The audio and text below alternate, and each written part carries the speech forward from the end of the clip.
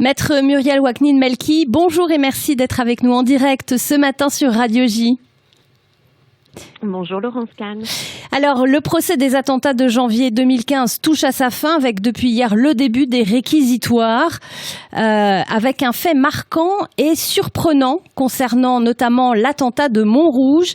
Le parquet a affirmé hier dans son réquisitoire que ce n'était pas la policière Clarissa Jean-Philippe qui était visée, mais bien une école juive. On est en droit de se demander pourquoi alors ne pas avoir retenu cette version des faits dans le cadre de l'instruction.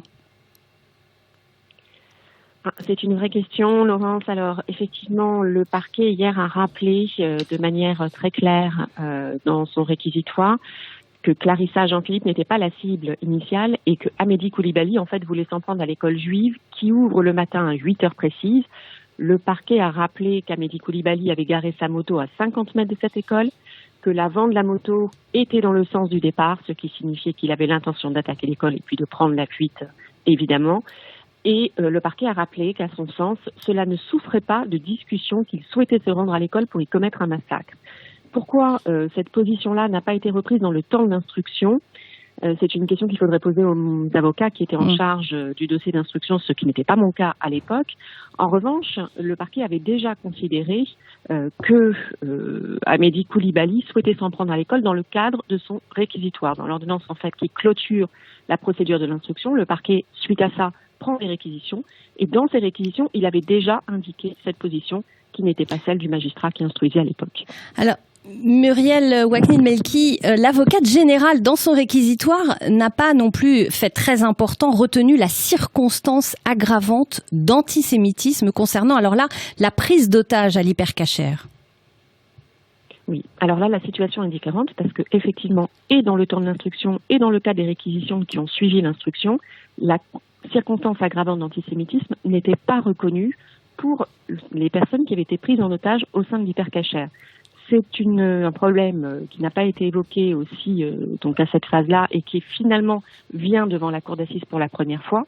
Pourquoi pas, mais on se prive en fait d'une première étape de réflexion et c'est dommage.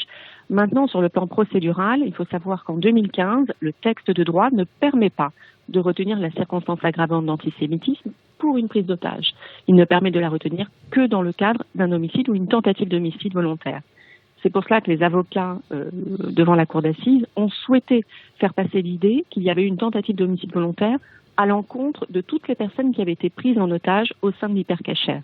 Le parquet, lui, a répondu qu'il ne voyait pas les choses sous cet angle, car il considérait qu'en fait, Amédi Koulibaly n'avait pas installé de dispositif pour tout faire sauter, ce sont les termes exacts de l'avocate générale, que les conditions qu'il avait évoquées pendant le temps de la prise d'otage étaient simplement des moyens de pression et que son but final était bien de mourir en martyr. Donc pour lui, pas de circonstances aggravantes d'antisémitisme, car pas de tentative d'homicide volontaire à l'encontre des personnes qui étaient prises en otage à l'intérieur de l'hypercachère, sauf pour Zari, qui, elle, s'est vue lancée par Amédi Koulibaly. Tu n'es pas encore morte, toi, ce qui, pour l'avocate générale, signe la volonté d'homicide volontaire. Et donc là, la circonstance aggravante d'antisémitisme peut s'appliquer pour Zari. C'était le sens du réquisitoire en ce qui la concerne à elle.